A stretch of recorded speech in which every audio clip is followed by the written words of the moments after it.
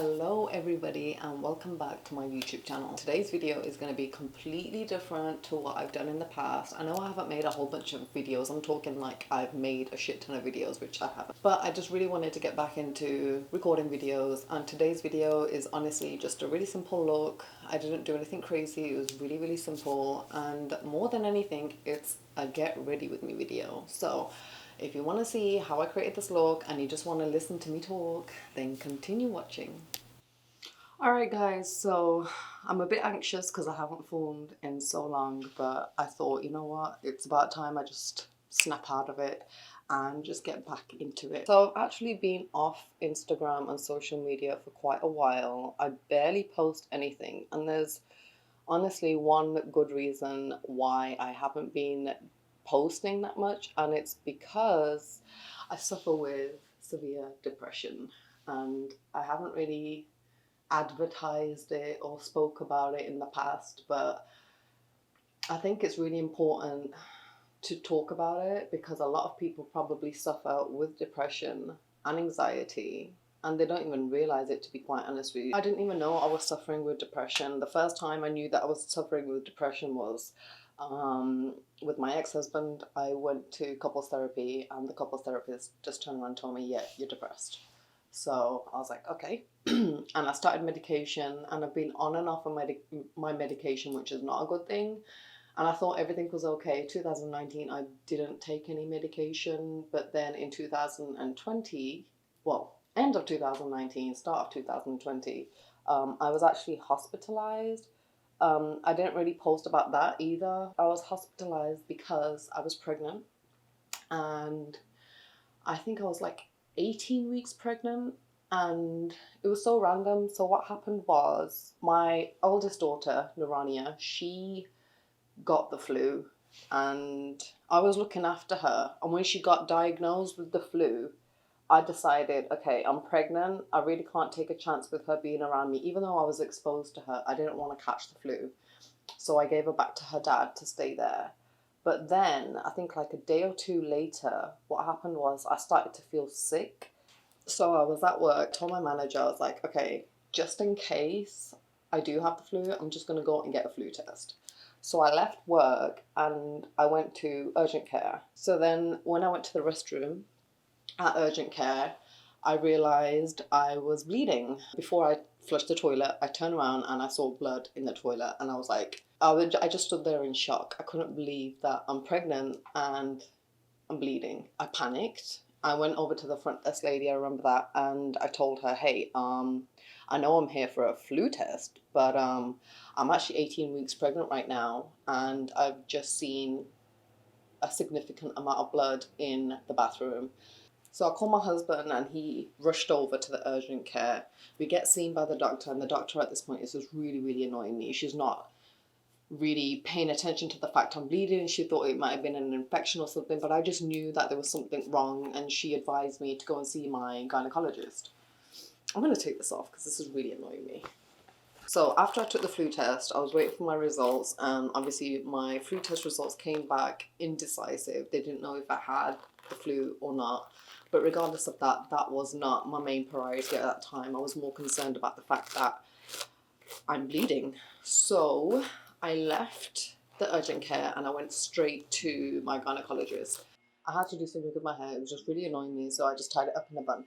Okay, so I get to the gynecologist. We go in for an ultrasound. It was crazy because everyone was just silent. We were silent because we were so anxious to know what is going on. And then the gynecologist was just silent. So it really made me and my husband on edge, and we didn't know what was happening. Even throughout the whole ultrasound, you know, usually they give you an update and tell you what's going on. Nothing. It was just silent. So after she's done the ultrasound, I could just tell by the look on her face that she was not going to give us good news. She told me and my husband that we need to go to the emergency room straight away. And she told me that we're going to lose the baby. So at that point, I just was in shock. I didn't know what to expect. The baby still had a heartbeat. The baby was still doing good. I can't remember the word she used. It was a medical terminology for it, but I seriously just can't remember what she told us at that time. So me and my husband, we get in the car And then we head over to Fairfax Emergency. She told us to go straight to the front desk and go to triage. All this time, I was not like showing any emotion. I was just really, really quiet. I didn't know what to expect. I didn't know what was going to happen. It was only up until they gave me the gown to put on in the emergency room, and that's when it kind of like hit me like, oh shit, this is actually happening. I think I was in shock and I just didn't know what to expect. So we get there. I'm waiting to have another ultrasound, and this time the ultrasound tech that was doing the ultrasound was a doctor, and she was a neonatal specialist. Again, she was quiet throughout the exam. It wasn't like a normal exam. And after the exam, they told us that I was dilated. I was 5 centimeters dilated. The baby was coming out. I really and truly couldn't believe it, to be honest with you. So they told us that the baby was coming out. The way that she talked to us made us feel like we're going to lose this baby. I was really, really upset. I was crying. I remember lying there and just bawling tears. I didn't know what to do. She gave us two options. She basically told us if we don't do anything, we're going to lose the baby because I'm already dilated. The baby was just going to come out and that was it. So the other option that she gave us was for me to go ahead with the procedure, and she gave us the details of it, and she told us that part of the procedure was for them to put this really long needle into my belly and to check the amniotic fluid. And the reason why they wanted to do that was because I ruptured my membranes. That's what they said. They said the gynecologist told me I'd ruptured my membranes and I didn't know what the hell that meant. That's what she used. So because I'd ruptured my membranes, bacteria was able to travel into the womb, the cervix, I don't know. So because of that, they needed to make sure that the baby was free from bacteria and there was nothing in the amniotic fluid. So going back to it, she says that she's going to use this long ass needle to put into my belly to take some amniotic fluid out and to check it. If the amniotic fluid came back all clear, then they could move forward to the next step. The next step would be to have surgery. And they said part of the surgery would be to basically get as much of the cervix that they could and tie it together. So obviously the cervix is open right now and they wanted to close it and stitch it up. They wanted to do a cerclage. But then this was the messed up part. So this was in December. My baby wasn't due till May. So then she proceeded to tell me that if I did go through with the procedure, I would be on bed rest for the rest of my pregnancy. I was so distraught. I couldn't see myself being on bed rest for that long.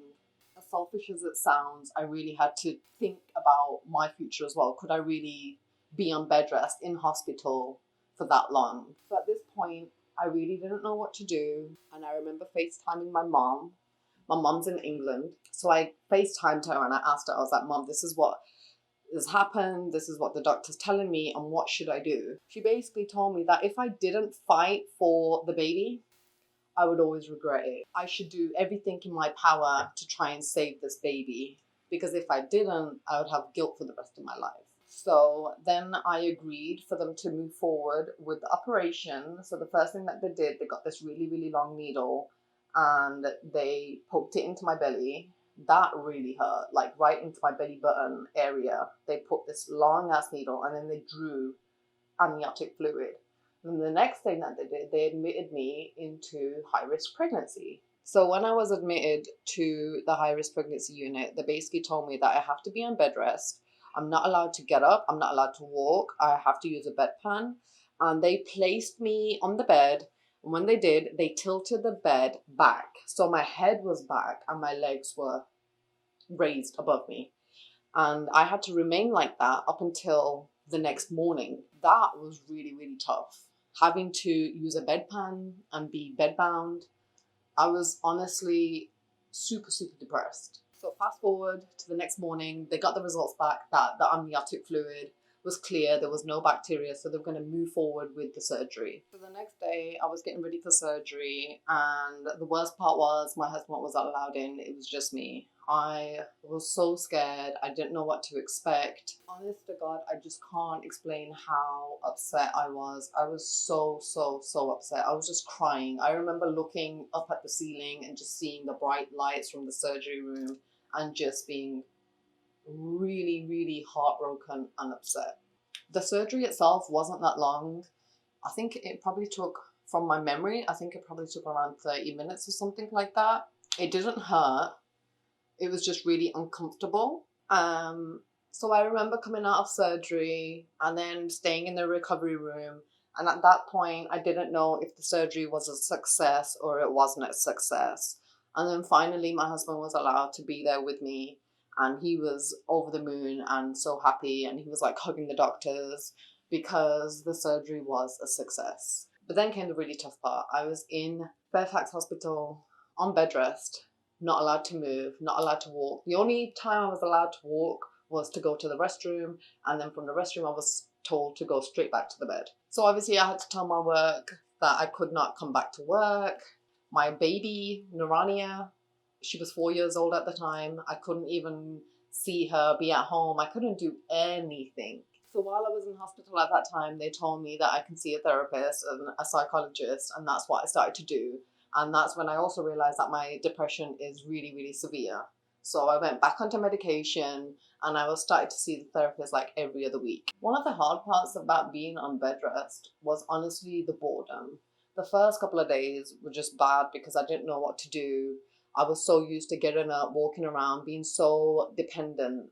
Having your independence stripped away from you is a horrible feeling. Being dependent on everybody else to do everything for you, around you, is so tough. And I felt embarrassed asking for help. Honest to God, I really saw a new side to my husband when I was in hospital. Bless his heart, he was changing my bedpans, he was cleaning me, he was braiding my hair. The feelings I had for him while I was in hospital just honestly increased so much. I had so much more respect for him. I was just so appreciative of my husband, honest to God. You know, it's funny, the story was supposed to be about depression and it's turned completely into just my experience at hospital.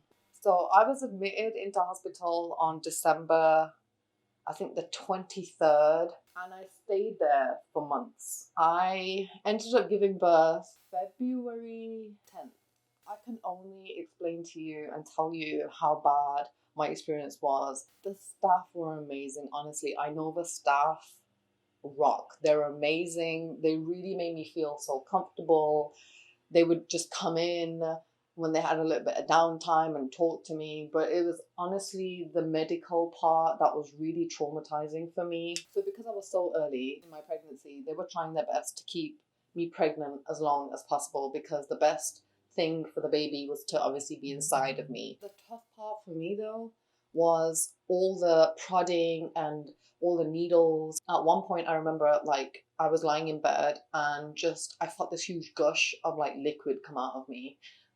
They thought my waters had broke. They took me into labor and delivery. That was really traumatic because they had to put me on magnesium. Now, I've never had magnesium before, and my God, I never, ever want to have it again. It was the worst thing I've experienced in my life. I can't even explain how bad it was. It felt like I was sick. It felt like I was hot. I was cold. I was burning up. I felt like I was dying. First, they told me I needed to be on magnesium for 48 hours. I think like 12 hours in, I was completely done. I was crying. I was just a mess. Honest to God, I was asking my husband to just come lay with me. I thought I was gonna die. I asked my husband to go and get a notebook for me so I could write letters to my babies because honestly, that's how bad I felt. I felt like I was gonna die. I felt like I couldn't make it through. My breathing really started to get bad. I couldn't breathe. I felt like my heart was gonna stop. It was just the most terrifying experience I've ever had in my life. I remember all night in labor and delivery, I was just crying. Honestly, I couldn't sleep all night. In labor and delivery, the beeps were so loud on the machines. It was just the whole atmosphere. I just could not get any rest. I stayed awake all night, and when I was laying there, I was just praying. I was like, please God, save me, help me, make this stop. By some miracle, the next morning they assessed me, they looked at me, and they decided that I no longer needed to be in labor delivery and I can go back up to high risk pregnancy. When I heard that news, I was so happy. Honestly, I was like smiling ear to ear. I was like, oh my God, no more magnesium. I can go back upstairs. It felt like I was going back home because the high risk pregnancy unit became like a home to me. So that was just one of the examples of how bad my experience in hospital was. So the day Elena was born, the night before she was born, my husband went to go drop off Narania. Narania came to visit me in hospital the night before I gave birth. And then my husband left me alone to go drop off Narania. And while he was gone, I took a shower. And after my shower, I went and laid down and I was watching TV. All of a sudden, I felt something below. So when I felt something, I moved out of the way and I realized it was blood. And it wasn't just fluid and blood, it was blood. So I hit the call button and I got the nurses to come. And then I called my husband. I was like, babe, I'm bleeding. That was also another traumatic night for me. It was really, really bad. So I was trying to get the doctors to come and check me out. They tried to avoid checking me all the time because every time they would check me, it's allowing bacteria to enter and it's a higher risk of infection. Finally, though, after my persistence, they checked me and the only thing that they saw, they said, oh, we think it's your cerclage. There's a little bit of blood around it. It might just be that bleeding. There's nothing to worry about. Don't worry about it. Just go to sleep. I could not rest. I knew that there was something wrong and I was suffering with pain every time I was getting up to the toilet. In the toilet bowl, there was blood. So throughout the night, they didn't do anything for me. I knew that in the morning, new doctors were going to come on and the new nurses and whatever. So I thought I'd try my luck again. So I waited for the new shift to start. And again, I went to the restroom. And even now, when I was going to the restroom, every time I would use the toilet, I would see blood. So I called the nurse on duty that morning and I was like, hey, I'm still bleeding. And she was really concerned looking at the blood too. So 2 doctors came to see me. The first doctor advised that I should go back to labour and delivery and be put on magnesium, which is a big no-no for me because of the experience that I had with the first one. The second doctor, however, was like, that's it. You're going to have the baby now. We're going to have a C-section today. Honestly, at this point, being on bed rest for so long and with all the complications I was having and all the poking and prodding, I was so done with being pregnant and being on bed rest. So me and my husband discussed it and we decided to move forward with the C-section. They prepped me and they got me ready for the C-section and they did prepare me that it wasn't going to be a normal C-section. A normal C-section, they don't really have that many people in the room. It's just like the surgeon and just like 1 or 2 other people. However, in this case, the room was full of people. They were going through like all the different people that were going to be in the room, but at this point, I really couldn't care less because of the pain I was in. I started to have contractions and I was having contractions against my cerclage. So basically the cerclage was the stitch, the surgery that I had that was keeping my cervix closed, but my body was basically going against it and it wanted to give birth. So I was in so much pain. They gave me an epidural and then the surgery began and there were so many people in the room. It was really, really quiet in the surgery room. No one was saying anything really. And I remember right before Elena came out, like my body just shifted. They jerked my body so bad that even I didn't know what was going on. My husband was like, what are they doing? I forgot to mention, at this point, I was like 25 weeks pregnant. And most 25 weekers that are born are not born breathing. So that's why they had a lot more people in the room to basically get Elena out and get her breathing as soon as possible. But my little miracle baby, as soon as she was born, you heard this like little cry. Elena was born breathing. It's not what we expected. It's not what the doctors expected. They expected for her to be on the breathing tube. So after Elena came out, a whole bunch of doctors all crowded round. I wasn't able to see Elena as soon as she was born. They took her to the side. My husband was allowed to go over there and see her, but I was still on the surgery table getting stitched up. So after the doctors were done, they brought Elena over and she was all cuddled up. I swear to you, she's my daughter, I love her so much. She looked like a baby monkey. I had never seen a baby this small, and the only way that I can describe her is like she looked like a little baby monkey. She was born at, I think, 1 pound 13 ounces, so she was tiny. And she was wrapped up in this little blanket, and they had like this little breathing mask on her. And that was the first time I got to see her. She was all red, her skin was see through. She didn't look like a normal baby. So after I had the baby, I was obviously back in the ward and I was on bed rest again because I just had a C-section, so I wasn't allowed to go see Elena. And for the ladies who have had C-sections, you know how painful it is to get out of bed or to do anything. The first time I had a C-section was with Narania, but this time when I had this C-section, I was so motivated to go and see my baby girl because I hadn't seen her that I forced myself up less than 24 hours after being cut open, and I went down to go see my baby girl. I cannot explain how much shit I've been through in 2020. Like, it has been so tough for me. I mean, fast forward to today, I'm really happy Elena's home. She's thriving, she's doing great. She was born 3 months early. She's still super tiny compared to what she should be, but she's healthy and she's doing so great. I know that was a really, really long story about Elena and being in hospital and yada yada, but I just wanted you guys to know this is the kind of stuff that I was going through. I've been off social media, and that's part of the reason why. It was honestly because I was going through so much. If you guys want to know more about Elena, comment down below and tell me if you want to know more. I might do like a more in-depth story about her, or like just tell you more about her, because there's so much more to what happened to her. Even after she was born, she was in the hospital for like 3 months. Anyway, enough about Elena and my pregnancy. I'm sorry to bore you guys. If I did bore you guys, I don't know. But another thing that's obviously rocked 2020 is coronavirus. If anybody is wondering, I'm actually using the Inglot gel eyeliner, and I just got some of their, what is it?